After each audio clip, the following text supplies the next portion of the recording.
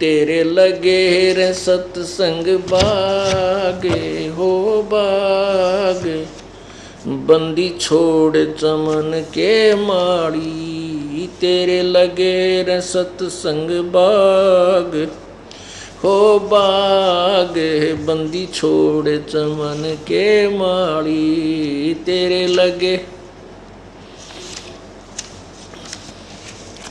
हो बाग, बंदी छोड़ चमन के माड़ी।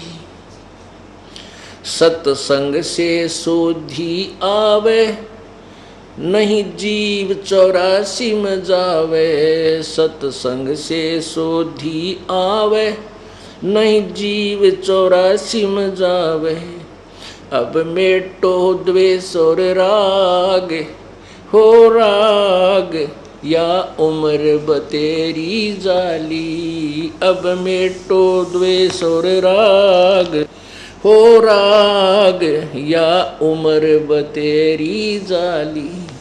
तेरे लगे रे सत्संग बाग हो बाग, बंदी छोड़ चमन के माड़ी। तेरे लगे सत्संग बाग हो बाग, बंदी छोड़ चमन के माड़ी। जो नर सत्संग में आते, वो परवचन की मेवा खाते।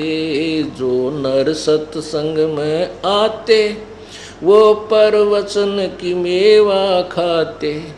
उनके मर्जासन से नाग हो नाग, जिन सुरत पूरे गुरु से लाली। उनके मर्जासन से नाग हो नाग, जिन सुरत पूरे गुरु से लाली। तेरे लगे रे सत्संग बाग हो बाग, बंदी छोड़ चमन के माड़ी। तेरे लगे रे सत्संग बाग हो बाग, बंदी छोड़ चमन के माली। सत्संग में बूटे साधु, एक से एक अगाधु। सत्संग में बूटे साधु, एक से एक अगाधु। नर उनके संग में लाग हो लाग, जिनकी झुकी तले ने डाड़ी। नर उनकी शरणा लाग हो लाग, जिनकी झुकी तले ने डाड़ी। तेरे लगे रे सत्संग बाग, बंदी छोड़ चमन के माड़ी। तेरे लगे रे सत्संग बाग हो बाग, बंदी छोड़ चमन के माड़ी। तेरा तरवर राम देवानंद, उसका लाग गया एक अमर कंद। तेरा तरवर राम देवानंद, उसका लाग गया एक अमर कंद। मोहे दे दिया अमर सुहाग हो सुहाग, मेरी जोत गगन में बाड़ी। मोहे दे दिया अमर सुहाग ओ सुहाग, मेरी जोत गगन में बाड़ी। तेरे लगे रे सत्संग बाग हो बाग, बंदी छोड़ चमन के माड़ी। तेरे लगे रे सत्संग बाग हो बाग, बंदी छोड़ चमन के माड़ी। सत्संग की अमर कहानी, किसे संत विवेक की न जानी। सत्संग की अमर कहानी, बिरले संत विवेक की न जानी। जागे राम पाल के भाग हो भाग, मिली सार शब्द की ताड़ी। जागे राम पाल के भाग हो बाग, मिली सार शब्द की ताड़ी। तेरे लगे रे सत्संग बाग हो बाग बंदी छोड़ चमन के माड़ी, तेरे लगे र सत्संग बाग।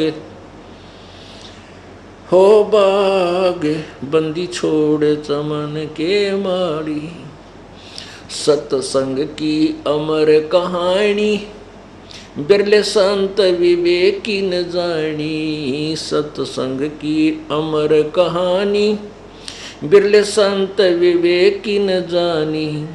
जगे राम पाल के भाग, हो बाग मिली सार शब्द की ताड़ी। जगे राम पाल के भाग, हो बाग मिली सार शब्द की ताड़ी, तेरे लगे र सत्संग बाग। हो बाग बंदी छोड़ चमन के माड़ी। परमेश्वर सारी सृष्टि का माली है और पूरा विश्व उसका चमन है, उसका बाग है। अब उस परमेश्वर ने एक विशेष बगीचा लगवाया है इस दास अपने नौकर के माध्यम से के द्वारा, जो विशेष फलदार वृक्षों का। और अब जो पहले साधना करते हुए आ रहे थे, प्रभु के चरणों में थे आज से 600 वर्ष पहले, वही पुण्यात्मा इतने परिपूर्ण कर गए थे प्रभु भक्ति से कि उनको अब मनुष्य जीवन मिलता हुआ आ रहा है। अब कितने दयालु हैं परमात्मा कि उस समय आपको 120 वर्ष वहाँ रहकर हम सभी को भक्ति के से परिपूर्ण कर गए, हमारा धारण पोषण कर गए। और पेट भरने का रोटी टूका तो परमात्मा दे ही देता, जिसको साथ में जिसको जन्म देता उसके लिए आहार भी देता है। लेकिन धारण पोषण विशेष जो आध्यात्मिक धारण पोषण है, इस आत्मा को भक्ति से परिपूर्ण करता है, जिसकी परिणाम स्वरूप इस आत्मा को पहले जो परमात्माएं थे केवल 5 नाम देकर गए थे। कौन से 5 नाम? जो आपको प्रथम मंत्र में दिए जाते हैं। प्रथम बार उपदेश में जो 7 मंत्र दिए जाते हैं उनमें से केवल 5 नाम प्रभु देकर गए थे। उन 5 मंत्रों से आप इतने भक्ति युक्त हो गए कि आपको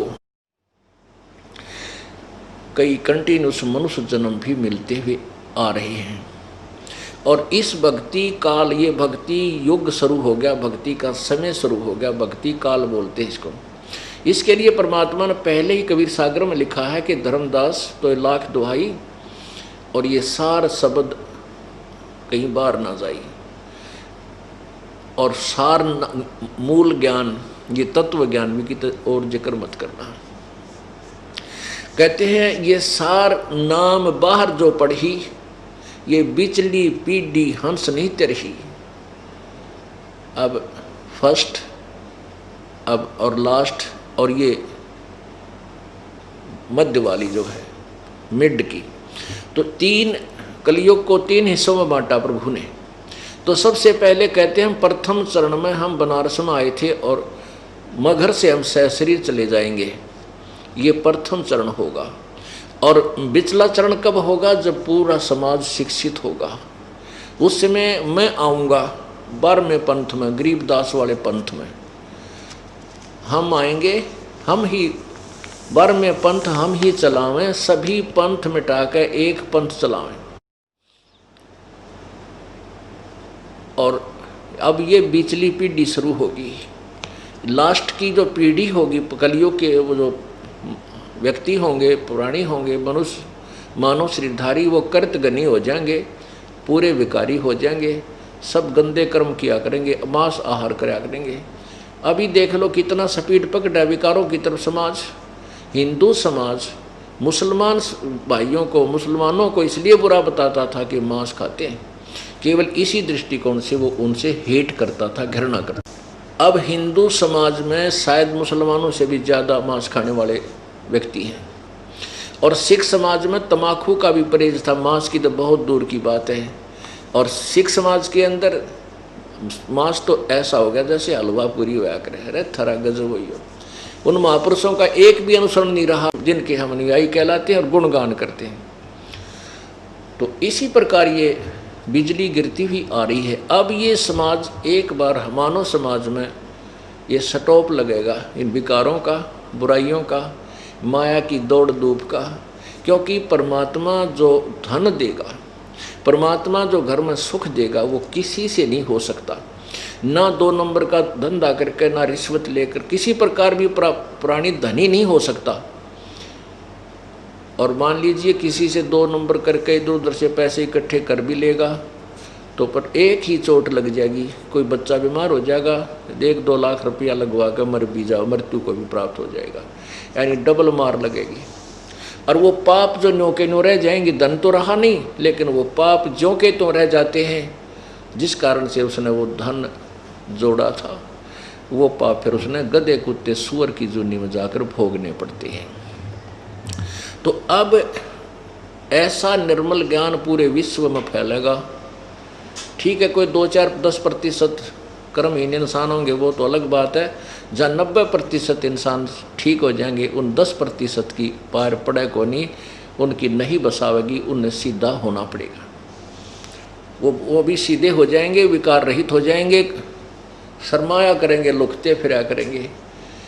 अब विचार करना, हमारे जो भक्त हैं, हमारे भक्तों के भगत तो थोड़े बहुत शर्मा जाते हैं रिश्तेदार ने नू के हमारे घर में बीड़ी ना पिए, हालांकि वो ना ऐसा शर्माना, लोक लाज करना नाम खंड करता है, लेकिन बालक तुरंत कह देते हैं कि हमारे घर में बीड़ी नहीं पियोगे आप। तो फिर वो जो बीड़ी शराब पीने वाले हमारे भक्तों के घर में आ भी जाते हैं, तो कहीं छुप के गली में बाहर बैठ के जो कर कहूँ कि देखो बालक तना देख ले इनका, आके फिर टोक दे तू बीड़ी पियो है, तो ऐसे डरा करेंगे फिर ये पाप करते हुए, और धीरे धीरे फिर ये बुराई छूट जाएगी, एक दूसरे को देख कर छोड़ेंगे। अब हमने ऐसे बुराई प्रारंभ की है, एक बीड़ी पीने लग गया, दूसरा दिखाइए, एक बार तो उसको बहुत बुरी तरह खांसी उठे, आँखें में पानी आवे, फिर जो मास्टर है ना पीने वाला, तो कहा कोई बात ना, मेरे भी नहीं हुआ था, एक बार पी ले, उसने प्या के छोड़े और ट्रेंड कर देता है।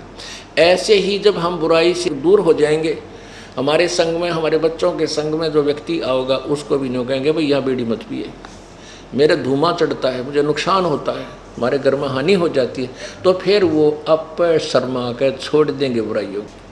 एक भगत कह रहा था जी, हमारे सारे घर में जो ना मांस खाते थे, हम भी खाते थे।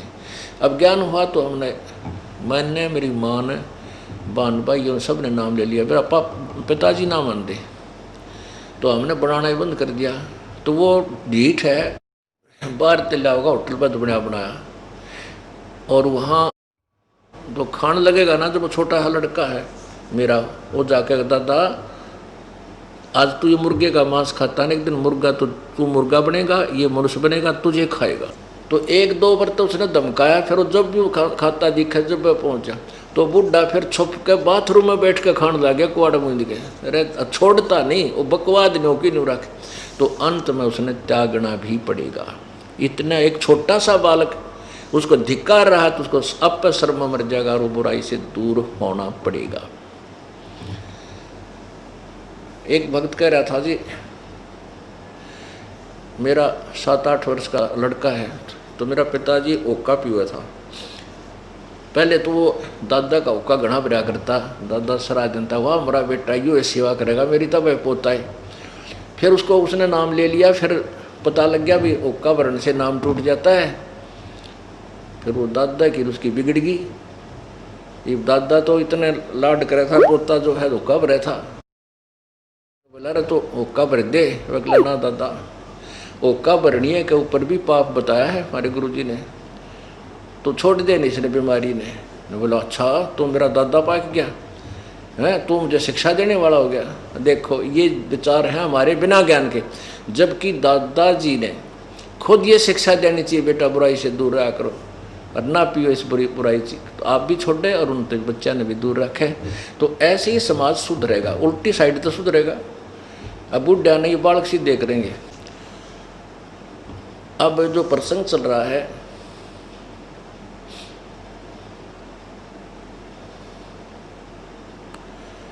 कि सत्संग में आपको इसलिए बुलाया जाता है, यहाँ पर पुराने भक्त भी होते हैं और बिल्कुल नए भक्त भी आते हैं। इसमें क्या है कि सत्संग में बूटे साधु, ये साधु माने संत भक्त, साधना करने वाले योगी सब साधु होते हैं। साधक है जिन्हें बुराई छोड़ दी, सीधा सीधा सीधा चाल सो साध कहावे, सब बुराई त्याग के भक्ति मार्ग में बिल्कुल सीधा होकर चले सो साधु है, योगी है, भक्त है। तो कहते सत्संग में अच्छे अच्छे भक्त होते हैं, एक से एक अच्छी आत्मा मिलेगी। लेकिन नए भक्त के लिए संकेत है कि उनके पास बैठना, उनसे चर्चा करना प्रभु की, उनसे क्योंकि यहाँ आपको इसलिए बुलाया जाता है कि दास तो 2 घंटे सत्संग करके फिर संगत से मिलने में लग जाता है, और बाकी भक्त जो मिल लिए बाद में बैठ जाते मंडली बना के, चर्चा चलती है, गुरुदेव नाथ जी ये बताया, इसका नए भक्त पूछते हैं इसका क्या अर्थ बनता है, तो पुराने भक्त उनको बताते हैं। तो उसके लिए बताते हैं कि उन नए भक्तों को कहते हैं कि उनकी संग में बैठ, जिनकी झुकी तले ने डाली, यानी जैसे पौधे पेड़ होते हैं और जिनके फल लदपद लगे हों, आम के या अंगूर के गुच्छे लगे हों, तो वो नीचे को झुक जाती हैं टहनियाँ, तो वो फलदार वृक्ष होते हैं। अर्थात जो विनम्र आत्माएं हो चुकी हैं, जो कितनी बार आप प्रसन्न करते हो और प्यार से उत्तर दे रहे हैं, समझो वो भक्ति से परिपूर्ण है, तो उनसे ही ज्ञान समझें, इसका ये तात्पर्य है। अब जो दास सत्य कह रहा है, इसके लिए संघर्ष चल रहा है और चलेगा, और सब फिटे मुंह होंगे, क्योंकि ये परमेश्वर का चलाया हुआ मार्ग है, ये हमारा चलाया हुआ नहीं है। परमेश्वर ने पहले से ही ये निर्धारित समय किया हुआ था। अब ना तो मेरे पिताजी ने कदे यूँ काम देखा ना करया जो दास की ड्यूटी लाई, ना दादाजी ने, ना परदादा ने, 7 पीढ़ी तक तो हमें ज्ञान है कि इस व्यवसाय में कोई भी व्यक्ति हमारे खानकुल में नहीं था। और जब दास को ये सेलेक्ट किया है, और ये दास जेई की सर्विस करता था, 2 रोटी बढ़िया मिल रही थी, और जिसको ये संसार सुख मानता वो सुख भी, 2 पुत्र थे 2 पुत्री, और बढ़िया झोंपड़ी डाल रखी थी, ठीक काम चल रहा था। अब परमात्मा ने दया करी, प्रेरणा दी अपने दास को रह कर, और वो नौकरी भी त्यागनी पड़ेगी इस परमार्थ के लिए, सब इच्छा से त्यागा। अब इसका विरोध जो करते हैं हमारे मार्ग का, क्योंकि कौन करते हैं, वो करते अज्ञानी जो गुरु पद पर बैठे हैं और जो आचार्य पद पर बैठे हैं, जिनको ये पता लग गया है कि तुम्हारे अज्ञान की खाल उतर चुकी है, और जनता को पता लग गया तो तुम्हारे पास कोई नहीं आवेगा, धिक्कारेगा तुम्हारे को, तुम्हें कहीं ठिकाना नहीं पृथ्वी पर। तो उन्होंने उस सत्य को छुपाने के लिए कि संत रामपाल हमारी खाल उतार रहा है, हमारे अज्ञान को स्पष्ट कर रहा है, उसको दबाने के लिए कि इसका जो प्रचार बंद करवा दिया जाए और कोई विकल्प नहीं। इस दृष्टिकोण से उन्होंने जनता को भ्रमित करना प्रारंभ किया। सतलोक का आश्रम क्रोथा में ऐसा होता है, वहाँ ऐसा होता है, वो पाखंडी है, ढोंगी है, ये करता है।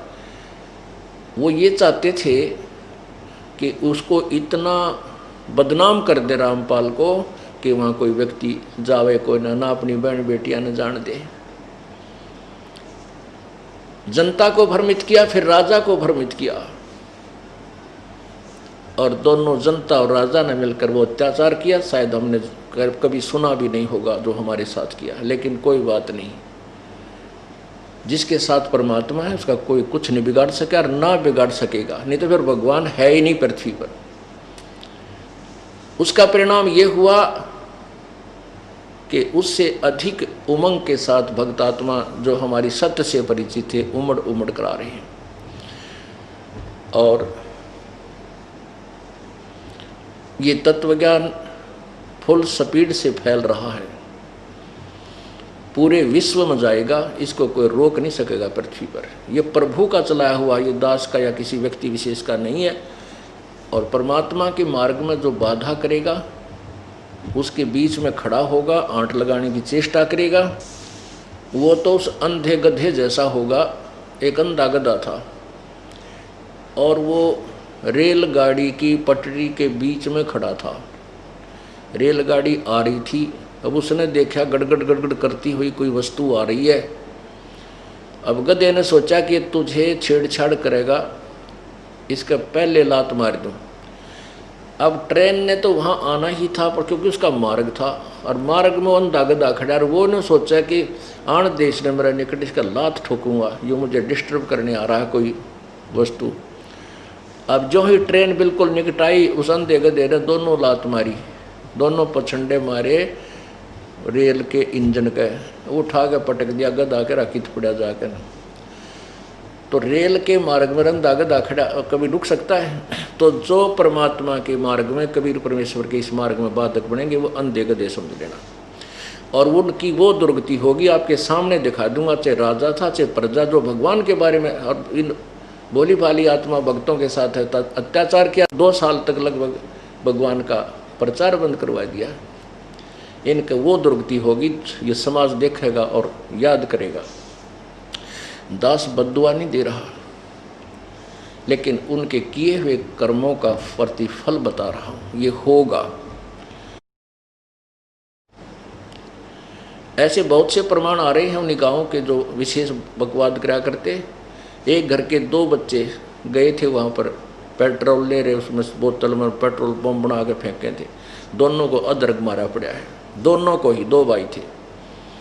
तो ऐसे ऐसे बहुत से प्रमाण हैं जो अब बता रहे हैं भक्त आत्मा जी, सचमुच ये तो जुल्म जिन्होंने किया था उनके आगे आ रही है, ये तो आवेगी। परमात्मा का जो मार्ग है इसको कोई बाधा नहीं कर सकता, और इसमें जो करेगा तो उसको इसका दुष्परिणाम परमात्मा ही देगा, उसका फल उसको भोगना पड़ेगा। अब प्रसंग चल रहा है कि वो परमेश्वर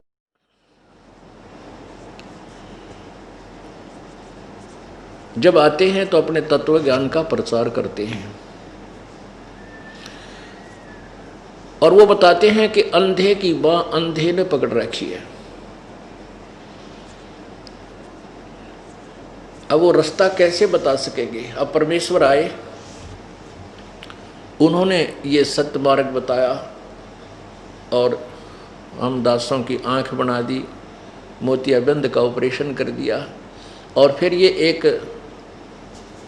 हॉस्पिटल चालू करवा दिया, सत्संग स्थल, जिसमें अज्ञान रूपी, आध्यात्मिक अज्ञान रूपी मोतियाबिंद का यहाँ ऑपरेशन किया जाता है। और फिर वो पुण्यात्मा परमेश्वर के यथार्थ ज्ञान से परिचित होकर गदगद हो जाता है। आप देख रहे हो दूर दूर देशों से पुण्यात्मा परमात्मा की प्राप्ति में यहाँ पहुँच रहे हैं। गर्मी हो, सर्दी हो, चाहे कैसी ही आपदा हो, आंधी तूफान आए, ये पुण्यात्मा छोटे छोटे नवजात शिशुओं को लेकर परमेश्वर के चरणों में पहुँच जाते हैं, उसके दरबार में पहुँच जाते। इससे सिद्ध है कि ये तत्व ज्ञान से परिचित हो चुके हैं। अब प्रसंग चलता चला है कि जग सारा रोगिया रे, जिन सतगुरु वैद न जाना जग सारा रोगिया रे। कौन सा रोग है? जन्म मरण का रोग लगा या तृष्णा बढ़ी खांसी। पुण्यात्माओं, जब तक हमारी जन्म और मृत्यु समाप्त नहीं होगी तब तक हम सुखी नहीं हो सकते।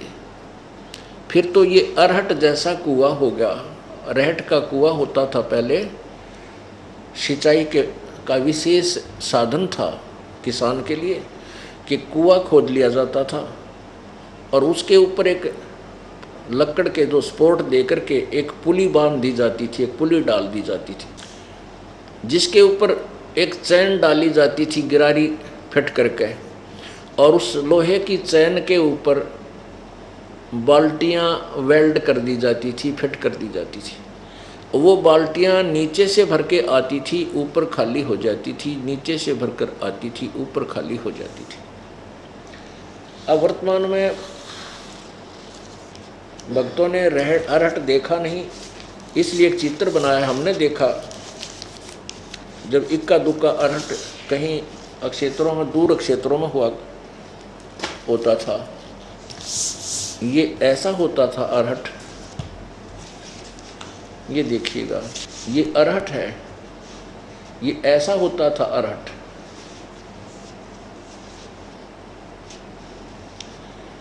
ये कुआं है, ये कुआं है, ये कुआं है ऊपर, ये यहाँ तक ये जल है नीचे, और ये एक पुली बना रखी होती थी लकड़ की, और इसके ऊपर ये चैन लगा करके, इसके चैन के ऊपर ये बाल्टियाँ फिट कर रखी हैं। ये एक बैल से या ऊंट से चलाया जाता था पहले, ये यंत्र नहीं बने थे, मोटर मशीन नहीं थी।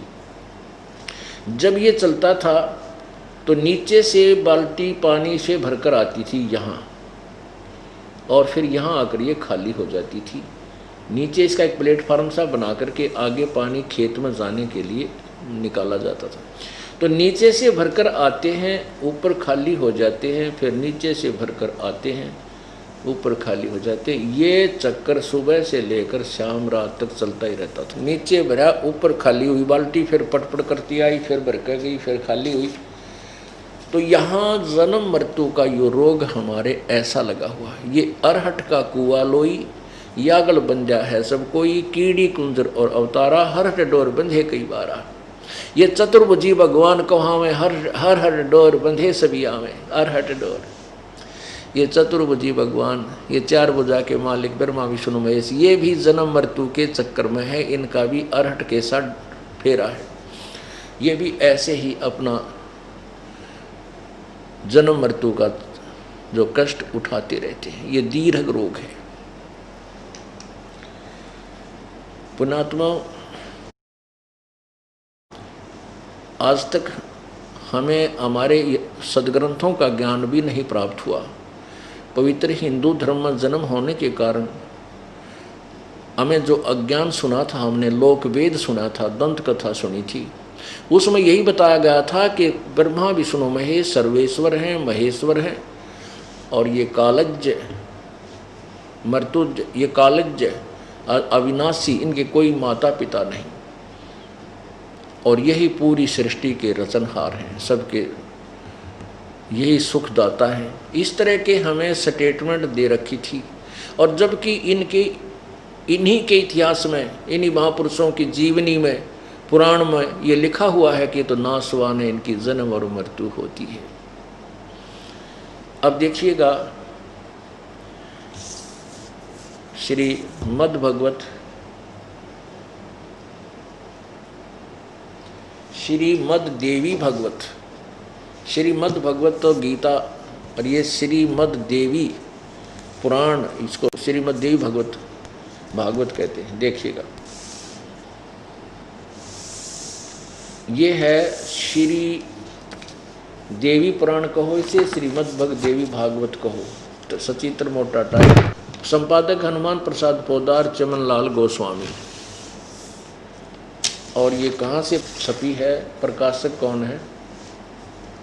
प्रकाशक में मुद्रक गीता प्रेस, गोरखपुर, गोविंद भवन कार्यालय, कोलकाता का संस्थान। इसके तीसरे सकंद में प्रश्न नंबर 123 पे, 123 पे, ये पहले भी दिखाया, बार बार दिखाना पड़ेगा, क्योंकि ये एक ऐसा जटिल ज्ञान हो गया, क्योंकि हमने अज्ञान को ठोक ठोक कर भर रखा है।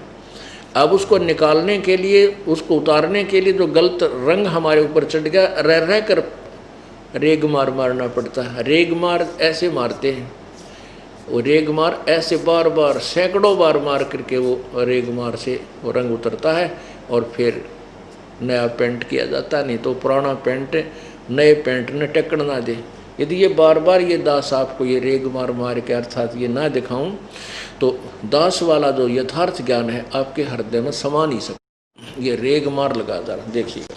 तो जितनी बार आवश्यक होगा उतनी बार ही लगाना पड़ेगा। ये तीसरा स्कंद है,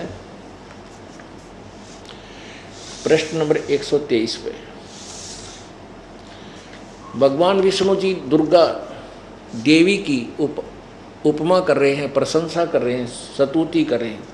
तुम शुद्ध स्वरूपा हो, यह संसार तुम्ही से उद्भासित हो रहा है। मैं ब्रह्मा और शंकर, हम सभी तुम्हारी कृपा से विद्वान हैं। हमारा आविर्भाव और तिरोभाव हुआ करता है। आविर्भाव माने जन्म, और तिरोभाव माने मृत्यु। हमारा तो मैं यानी विष्णु, ब्रह्मा और शंकर, हमारा तो आविर्भाव और तिरोभाव जन्म मृत्यु हुआ करता है। केवल तुम ही नित्य हो, जगत जननी हो, प्रकृति और सनातनी देवी हो। अब देखिएगा, भगवान शंकर बोले, देवी यदि महाभाग विष्णु तुम्ही से प्रकट हुए हैं तो उनके बाद उत्पन्न होने वाले ब्रह्मा भी तुम्हारे ही बालक हुए। फिर मैं तमोगुणी लीला करने वाला शंकर क्या तुम्हारी संतान नहीं हुआ? अर्थात मुझे भी उत्पन्न करने वाली तुम ही हो। फिर नीचे देखो, इस संसार की सृष्टि, स्थिति और संहार में तुम्हारे गुण सदा समर्थ हैं। इन्हीं तीनों गुणों से उत्पन्न हम ब्रह्मा, विष्णु एवं शंकर नियमानुसार कार्य में तत्पर रहते हैं। अब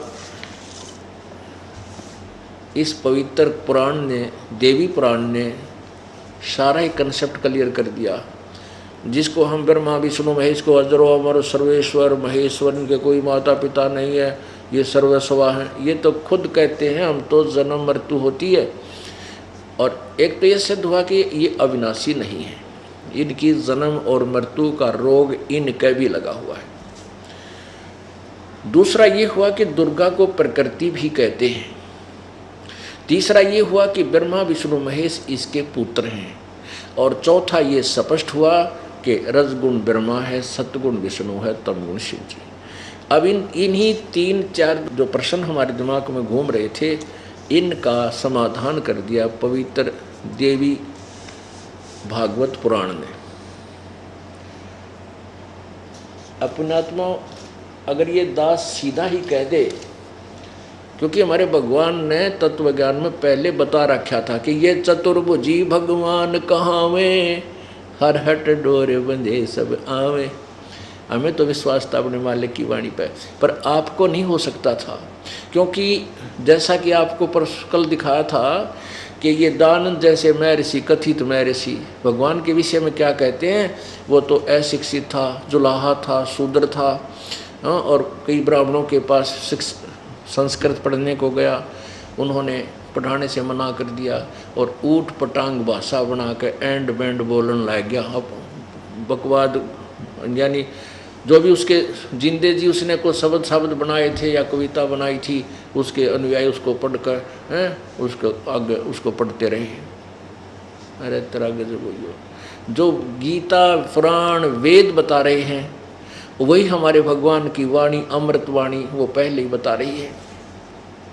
तो इसलिए उन कथित ऋषियों और कथित गुरुओं के अज्ञान से आप इतने परिपूर्ण हो चुके थे कि ब्रह्मा, विष्णु, महेश अजरो अमर हैं। और जो ऋषि है, ऋषि सतयुग में हुए, त्रेता में हुए, वह तो भाई आंडी थे कति, उनका तो कहना है कि बड़े विद्वान थे। उन विद्वानों की पोल खोल दी देवी भागवत में, आप पर स्पष्ट कर रहे हैं। फिर देखो पुण्यात्माओं, ये इतना जटिल ज्ञान है कि यहाँ अब जितने भी भक्त आए हैं, इनमें से 20% ऐसे हैं जो इस हमारे ज्ञान को सुनकर मैच्योर हो चुके हैं, गुरुजी जो बोल रहे हैं सत्य है, लेकिन 80% बिल्कुल नए बालक हैं। तो उनके लिए ये ज्ञान रह कर दिखाना पड़ेगा, ताकि थोड़ा सा भी कच्चा काम ना रह जाए, कहीं उनके दिल में ठेस पहुंच जाए। क्यों नए भक्त आते हैं, वो उन्हीं के पुजारी होते हैं, और जब ये आँखों देखेंगे कि सचमुच ये तो स्पष्ट है, लिखा हुआ है, तो वो बच्चे सहर्ष इस ज्ञान को स्वीकार करेंगे। इसलिए बार बार यह लालटेन दिखानी पड़ती है। मुझे इन सदग्रंथों को की ना तो आवश्यकता थी, ना पुराण की, ना गीता जी की, ना वेदों की, ना पुराणों की, ना कुरान की, क्योंकि हमारे परमात्मा के मुख्य ज्ञान में, उनकी अमृतवाणी में ये सभी पुराणों का और वेदों का और गीता जी का यथार्थ ज्ञान दे रखा है सिंपल लैंग्वेज में। उससे हम संतुष्ट हो चुके थे। उससे जो विधि उन्होंने भक्ति की बताई थी, उससे हमें जो लाभ हुए वो अद्वितीय थे, इससे हम संतुष्ट हो चुके थे। लेकिन आप जी जो अन्य समाज भर्मी था हमारे की तरह, वो उन्हीं सदग्रंथों को देखकर विश्वास कर सकता है परमेश्वर की वाणी पे, जिन पर आप आधारित थे। जैसे पवित्र हिंदू समाज पूर्ण रूप से पुराणों के ऊपर आधारित है। वेदों का तो नाम लेते हैं, वेद अच्छा ज्ञान है, बिल्कुल सही है, लेकिन वेदों के ज्ञान का जनसाधारण को कतई पता नहीं, जरा सा भी पता नहीं। लेकिन पुराणों के आधार पर उन्होंने क्या बता रखा था नकली गुरुओं ने कि ब्रह्मा विष्णु महेश सर्वेश्वर हैं, सबके पूज्य हैं, यही इनके कोई माता पिता नहीं, अजर अमर है। तो उन्हीं पुराणों को जिनके आधार से हमारे अंदर अज्ञान ठोका गया था कि हम भी ये कहते थे पुराणों में लिखा है ऐसा ब्रह्मा विष्णु महेश सर्वेश्वर है, अब हमने उन्हीं पुराणों में खुद पढ़ लिया, स्वयं पढ़ लिया और पता लग गया कि ये इसमें ये लिखा है कि ये तो नासवान है, खुद कहते हैं हमारा जन्म मृत्यु होता है। और पुण्यात्माओं, इन सदग्रंथों को ना दिखाऊं और वैसे मैं कह दूं, वैसे ही कह दूं कि ब्रह्मा विष्णु महेश नासवान है, ये पूजा के योग नहीं, इनकी जन्म मृत्यु होती है, और इनके पुजारियों के विषय में कह दिया जाए तो डले मारे और झगड़ा कर दे। तो इसलिए ये सदग्रंथ आपके समक्ष दिखाने मुझ दास को आवश्यक होंगे, मुझे ज़रूरत नहीं आपके लिए। क्योंकि किस कारण, जैसे एक अंधा था और रात्रि के समय अंधेरे में हाथ में लालटेन लिए हुए जा रहा था, लालटेन दीप,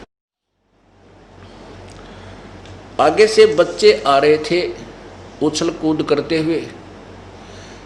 उस अंधे ने कहा बेटा देखना मुझे दिखाई नहीं देता है, देखना मुझे दिखाई नहीं देता, ध्यान से चलना। जब वो बच्चे निकट आए और कहने लगे बाबा आपको दिखाई नहीं देता, अग्नि बेटा मैं अंधा हूँ। तो उसने कहा ये लालटेन किस लिए लिए इस अंधेरे में, और लालटेन किस लिए लिए जब आपको दिखता ही नहीं कि तुम आँखों वालों के लिए कहीं मेरे में टक्कर ना मार दो, घेर दो बुढ़े आदमी ने। तो ये सदग्रंथ आपके लिए लालटेन हैं जो उनके आँखों वालों के लिए, मुझे इनकी आवश्यकता नहीं। कहीं आप मेरे से ना टक्कर आ मारो, पहले इस सदग्रंथों की रोशनी में स्वयं देख लो, मेरे से टल जाओगे, दूर हो जाओगे और स्वीकार करोगे। जिन्हें स्वीकार करना नहीं तो चुप होकर बैठ जाएगा, बोल नहीं सकेगा और फिर भी बकवाद करेगा तो भौंकेगा, वो तो कूतरू है, उसकी आदत है भौम होकर। आँखें देख कर जो नहीं मानो तो पशु जैसा प्राणी है, वो तो समान रूप है, भौंकता रहेगा, उस कूतरू की कौन सुने फिर।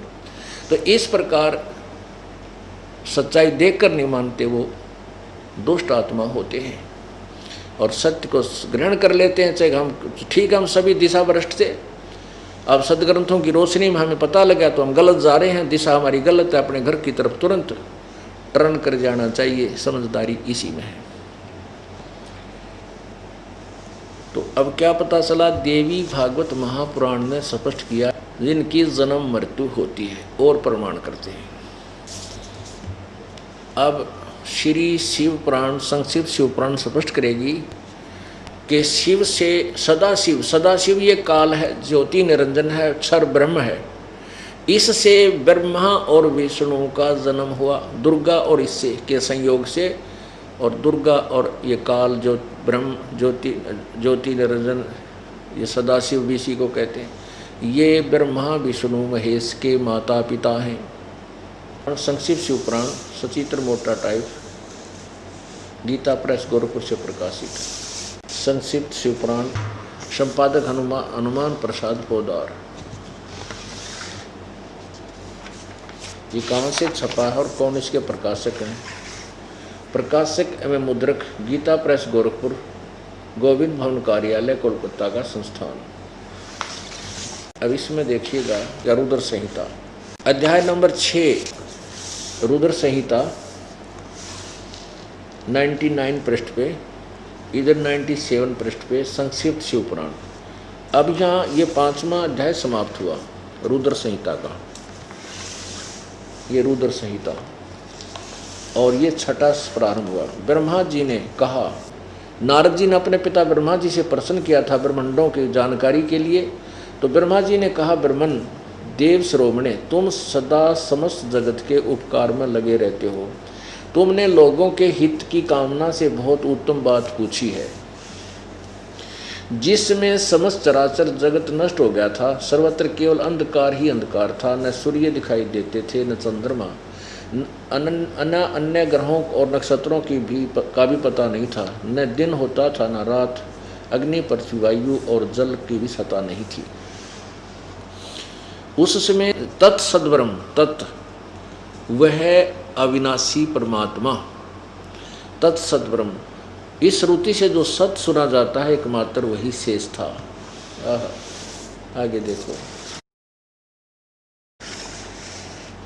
जिस परब्रह्म के विषय में ज्ञान और अज्ञान से पूर्ण उक्तियों द्वारा इस प्रकार विकल्प किए जाते हैं, उसने कुछ काल के बाद द्वितीय की इच्छा प्रकट की। उसके भीतर एक से अनेक होने का संकल्प उदित हुआ।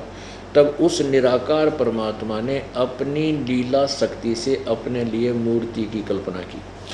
अब ये परमात्मा को निराकार कहते हैं और इस ज्योति निरंजन ने कसम खा रखी है, इसने अपनी जो है ना प्रतिज्ञा की हुई है कि मैं अपने यथार्थ रूप में किसी को दर्शन नहीं दूंगा, क्योंकि इसका काल रूप है।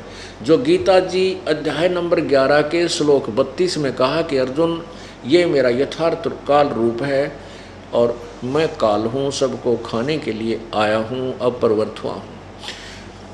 और गीता जी अध्याय नंबर 11 के ही 47-48 में स्पष्ट किया है कि ये मेरा रूप जो वास्तविक है, ये आप तेरे अतिरिक्त अर्जुन ना पहले किसी ने देखा, ना आगे देख सकता, ना कोई किसी वेदों में वर्णित विधि से, ना जप से, ना तप से, ना किसी क्रिया से मेरी प्राप्ति नहीं है, मेरा ये वास्तविक रूप है। इसलिए ब्रह्मा विष्णु महेश शिव और अन्य ऋषियों ने साधनाएं की, ओम नाम का जाप किया, मेडिटेशन किया, कुछ परमात्मा प्राप्ति नहीं हुआ, लेकिन सिद्धियां आ गई। इन्होंने अपनी दंत कथा बना ली, अपना लोक वेद बना दिया कि परमात्मा निराकार है। तो ब्रह्मा कह रहा है कि वो परमात्मा वो निराकार है, ब्रह्म, क्यों इनका ज्ञान ब्रह्म से ऊपर है ही नहीं। तो ब्रह्म को ये निराकार मानते, कहते उस ब्रह्म निराकार ब्रह्म ने अपनी मूर्ति बनाई, वो सदाशिव बन गया, जो ब्रह्मा विष्णु महेश का पिता कहलाया। अब देखो, जिस परब्रह्म के विषय में ज्ञान और अज्ञान से उक्तियों द्वारा इस प्रकार विकल्प किए जाते हैं, यानी अज्ञान, ज्ञान और अज्ञान, यानी झूठी साची जो मैं बता रहा हूँ, वो झूठी साची इस प्रकार है, कुछ सच्ची कुछ झूठी, ब्रह्मा कहता है। उसने कुछ काल के बाद द्वितीय की इच्छा प्रकट की, उसके भीतर एक से अनेक होने का संकल्प उदित हुआ। तब उस निराकार परमात्मा ने, इस ज्योति निरंजन काल ब्रह्म ने अपनी लीला शक्ति से अपने लिए एक मूर्ति की कल्पना की। अब वो क्या बन गया? जो मूर्ति रहित परब्रह्म है उसकी मूर्ति, यानी निराकार। मूर्ति रहित माने निराकार, मूर्ति और मूर्ति माने साकार। भगवान सदाशिव हैं। ये सदाशिव है ना, ये ब्रह्मा विष्णु महेश का पिता है, यो काल है, ज्योति निरंजन है, क्षर पुरुष है, क्षर ब्रह्म भी इसी को बोलते हैं। अर्वाचीन और प्राचीन विद्वान इन्हीं को ईश्वर कहते हैं। उस समय एकाकी रहकर स्वेच्छानुसार विहार करने वाले उन सदाशिव ने अपने विग्रह से स्वयं ही एक स्वरूप भूता शक्ति की सृष्टि की। अब इस काल के ने अपने काल के अंदर से दुर्गा निकली, ये देखना, जो उनके अपने श्रीअंग से कभी अलग होने वाली नहीं थी। उस पराशक्ति को प्रधान प्रकृति गुणवती माया, अब ध्यान से देखना, सुनना, पढ़ना कि ये प्रकृति शब्द और प्रधान शब्द आपके गीता जी के ज्ञान में काम आएंगे। प्रकृति दुर्गा को कहते हैं। उस पराशक्ति को प्रधान प्रकृति गुणवती माया बुद्धि तत्व की जननी तथा विकार रहित बताया गया है। वह शक्ति अंबिका कही गई है। उसी को प्रकृति सर्वेश्वरी त्रिदेव जननी, तीनों देवताओं की माता, ब्रह्मा विष्णु महेश की माँ, नित्या और मूल कारण भी कहते हैं। सदाशिव द्वारा प्रकट की गई, यानी उस काल के अंदर से निकाली गई। परमात्मा के ज्ञान में, सृष्टि रचना में आपने सुना, उसमें ये सच्चाई है। सदाशिव द्वारा प्रकट की गई उस शक्ति के 8 भुजाएं। ये स्पष्ट होगा कि प्रकृति भी उसी को कहते, दुर्गा को, या तीनों देवताओं की माँ है, त्रिदेव जननी है। और सदाशिव द्वारा प्रकट की गई, यानी काल के अंदर से निकली है, उसकी शक्ति की 8 भुजाएं, यानी अष्टंगी ही है। ये ब्रह्मा विष्णु महेश की माता है। नाना प्रकार के आभूषण उसके श्री अंगों की शोभा बढ़ाते हैं। स्पष्ट है, वह देवी नाना प्रकार की गतियों से प्रसंपन्न है और अनेक प्रकार के अस्त्र शस्त्र धारण करती है। सिद्ध हुआ ये दुर्गा के ही बारे में है। एकाकिनी होने पर भी वह माया संयोग वसात अनेक हो जाती है, ये कई रूप भी बना लेती है। वे जो सदा शिव हैं उन्हें परम पुरुष यानी काल को परम पुरुष, ईश्वर, शिव और शंभु और महेश्वर कहते हैं। वे अपने सारे अंगों पर भस्म रमाए रहते हैं। उन काल रूपी ब्रह्म ने आ गया ना, ये काल रूपी ब्रह्म ने एक ही समय में शक्ति के नाथनी शक्ति के साथ शिवलोक नामक अक्षेत्र का निर्माण किया था। उस उत्तम क्षेत्र को काशी कहते हैं। वह परम निर्वाण व मोक्ष का स्थान है। अब यहाँ ध्यान से देखो कि वे अपने सारे अंगों पर भस्म रमाए रहते हैं। उन काल रूपी ब्रह्म ने एक ही समय में शक्ति के साथ शिवलोक नामक क्षेत्र का निर्माण किया है। ये काल ज्योति निरंजन के विषय में कहा जा रहा है, इसने सदा शिव रूप बना लिया। उस उत्तम क्षेत्र को काशी कहते हैं। वह परम निर्वाण व मोक्ष का स्थान है जो सब के ऊपर विराजमान है। वे प्रिया और प्रियतम वे प्रिया और प्रियतम रूप यानी पति पत्नी रूप में शक्ति और शिव, दुर्गा और ये काल जो परमानंद स्वरूप हैं उस मनोरम क्षेत्र में नित्य निवास करते हैं। काशीपुरी परमानंद रूपणी है। मुने शिव और शिवा ने दुर्गा और काल और दुर्गा ने, ज्योति निरंजन यानी ब्रह्म और दुर्गा ने, सरपुरुष और दुर्गा ने, देवी ने प्रलय काल में भी कभी उस क्षेत्र को अपने सानिध्य से मुक्त नहीं किया है। देव से एक समय उस आनंद वन में रमण करते हुए शिवा और शिव के मन में यह इच्छा हुई कि किसी दूसरे पुरुष की सृष्टि करनी चाहिए, जिस पर यह सृष्टि संचालन का महान भार रखकर हम दोनों केवल काशी में रहकर इच्छा अनुसार विचरें और निर्वाण धारण करें। अब इन्होंने संतान उत्पत्ति की कोशिश की यानी विचार किया। ऐसा निश्चय करके शक्ति सहित सर्वव्यापी परमेश्वर शिव ने यानी दुर्गा के साथ इस काल ने अपने वाम भाग के 10वें अंग पर अमृत मल दिया यानी पति पत्नी व्यवहार किया। फिर तो वहाँ से एक पुरुष प्रकट हुआ, एक व्यक्ति यानी एक परमात्मा इन्होंने उत्पन्न कर दिया। तदंतर उस पुरुष ने परमेश्वर शिव को प्रणाम करके कहा, स्वामिन मेरे नाम निश्चित कीजिए, काम बताइए। उस पुरुष की यह बात सुनकर महेश्वर भगवान शंकर हंसते हुए मेघ के समान गंभीर वाणी में उससे बोले। शिव ने कहा, वत्स बेटा, व्यापक होने के कारण तुम्हारा विष्णु नाम विख्यात हुआ। छठे अध्याय में रुद्र संहिता में ये स्पष्ट हो गया कि इस काल यानी ज्योति निरंजन सरपुरुष कहो, इसको ब्रह्म को, जिसने गीता का ज्ञान दिया, श्री कृष्ण में प्रवेश करके भूत की तरह प्रवेश करके, वो उसके संयोग से और दुर्गा के संयोग से पति पत्नी व्यवहार से जो विष्णु जी की उत्पत्ति हुई। अरे तेरा गजब हुई हो। हमारे जो सिलेबस तो बता रहा है कुछ, और हमारे गुरु बताया करते उआ बाई एंड वेंड बोला करते थे। क्या वो टीचर ठीक थे? जो टीचर सिलेबस से आउट ऑफ सिलेबस बच्चों को स्टडी करा रहा है वो टीचर ठीक नहीं, वो शत्रु है उन विद्यार्थियों का, गुमराह कर रहा है, वो नावल की कहानी सुना रहा है, इधर उधर के गप्पे हाँक रहा है। तो पुण्यात्मा, मेरे को परमेश्वर ने टीचर बना के भेज दिया, और एक टीचर का कर्तव्य है कि वो जैसे पहले वाले अध्यापक ने कोई प्रश्न गलत हल कर रखा है और वो नए टीचर के सामने वो आता है, तो वो क्या करेगा, उसका कर्तव्य बनता है पहले उसमें सुधार करे कि बच्चों ये गलत प्रश्न हल होया हुआ है और तुमने गलत गोट रखा है, इसको ऐसे ठीक करो।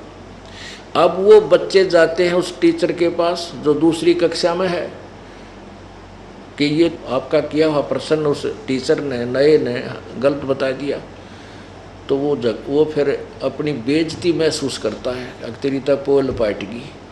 और कितने दिन तो पढ़ाते आ रहे, ये 2 दूना 6, 2 दूना 6, और अब उसको बताया गया 2 दूना 4 बतावें, जो कि सत्य है। तो उसने उनको मुश्किल माचगी, थारी बेइज्जती होगी। भाई माचो तो माचो, दुख पाओ तो दुख पाओ, बच्चों का भविष्य तो अब ठीक करना पड़ेगा। तो अभी तक हमारे को जो गलत ज्ञान दे रखा था उसको ठीक करना मेरा परम कर्तव्य है, इसलिए परमात्मा ने यह ड्यूटी दी है। जो ये ना करूँगा तो धिक्कार है मेरे जीवन को, आग लगे इसी जीवन को, काल मरता आज मरूँ। तो कहने का भाव यह है कि आखिरी सांस तक ये डोल पीटूंगा जब तक सांस दे रखे मालिक ने। ये तो जुल्म कर रखा है, अज्ञानी बना दिया दुनिया में, हाहाकार माच रही है, ना भाई बहन का प्यार रहा है, माया माया दिखाई दे रही, आग लगी संसार में। इसके अतिरिक्त इस ज्ञान के बिना संसार में सुधार नहीं हो सकता, और ना आपस में प्यार हो सकता, और ना ये संसार धनी हो सकता। पागल कुत्ते की तरह भटक रहे हैं, माया माया दिखाई देती है, ना कोई स्टेटस ना रहा। तो ये एक बार इस माया से हमारे को, हमारा मन वापस हटेगा, और जो माया चाहिएगी हमें, जो आवश्यक होगी, भगवान आपके ज़बरदस्ती देगा, इतनी दे देगा कि आप सोच भी नहीं सकते कहाँ से आ गई। परमात्मा ही देगा, तभी हम संतुष्ट भी होंगे और वो बढ़िया भी होगी, अच्छा भी होगा। 2 नंबर से नहीं होगा तो उससे पाप भी नहीं लगेगा। जैसे आप बीमार हो गए और बीमारी में 20, 30, 50 हज़ार रुपये लगने हों, परमात्मा 1 मिनट में वैसे ठीक कर दे तो 20, 50 हज़ार रुपये बच गए, ना रिश्वत लेनी पड़े, ना कि तो और 2 नंबर की झूठ बोलनी पड़े, आपका कितना सहारा मिल गया। ऐसे ही प्रभु हमारे ऊपर ना जाने कितने प्रकार से कृपा कर देगा। यह अपना आँखें देख लिया कि शिव पुराण में लिखा है कि दुर्गा और सदाशिव, यानी इस काल से जो निराकार था फिर साकार बना, सदाशिव बन गया, इन दोनों के संयोग से विष्णु की उत्पत्ति हुई, यो इनका बेटा है, और दुर्गा और ये काल इनके पिता हैं। अब ब्रह्मा जी के विषय में देखो उत्पत्ति। अब ये 6ठा अध्याय समाप्त हुआ, यह 7वां प्रारंभ हुआ रुद्र संहिता का। ब्रह्मा जी कहते हैं देव से तत्पश्चात, यानी विष्णु के उत्पन्न होने के बाद, तत्पश्चात कल्याणकारी परमेश्वर शाम सदाशिव ने पूर्वत प्रयत्न करके मुझे अपने दाहिने अंग से उत्पन्न किया। यानी दुर्गा और उन दोनों ने अपने पति पत्नी व्यवहार से मुझे उत्पन्न किया। उन महेश्वर ने तुरंत ही अपनी माया से मोहित करके नारायण देव की नाभि में डाल दिया और लीलापूर्वक मुझे वहाँ से प्रकट किया। इस प्रकार इस कमल से पुत्र के रूप में मुझ हरणागर्भ का जन्म हुआ। अब ये आप ब्रह्मा कह रहे हैं कुछ झूठी कुछ सच्ची बताऊं भाई, मैं तेरे तो सच्चाई पूरी तो है नहीं, लेकिन क्योंकि झूठी क्यों कह रहा है ये, जब ब्रह्मा जी कमल के फूल पर उत्पन्न हुए, और ये पुराणों का ज्ञान ब्रह्मा जी द्वारा ही दिया गया है, वो सबका वही ज्ञान दाता है, लेकिन इनके आगे वक्ता उस ज्ञान को श्रवण करके बोलने वाले अलग अलग हो गए। उन्होंने कुछ अपना मिश्रण करके अलग अलग बोला, तो उनके नाम के कारण, लेखक के वक्ता के नाम के कारण इन पुराणों को 18 भागों में बांट दिया। वैसे ज्ञान एक ही है। 18 पुराण, जैसे ये 18 बोध, उन 18 बोध में ये 18 पुराणों को एक ज्ञान लिखा है। अब ब्रह्मा की उत्पत्ति दुर्गा और काल से, विष्णु की उत्पत्ति दुर्गा और काल से, और ये स्वयं स्वीकार कर रहे हैं देवी भागवत में कि हमारा तो जन्म और मृत्यु होता, आप हमारी माता हो हैं और आप प्रकृति देवी हो।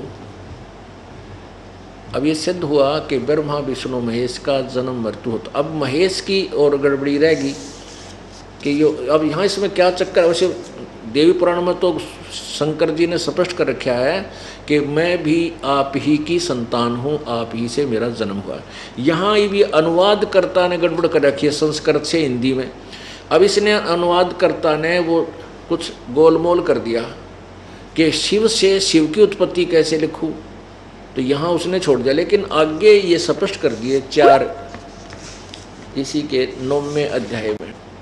ये देखिएगा प्रश्न नंबर 110 संस्कृत शिव पुराण,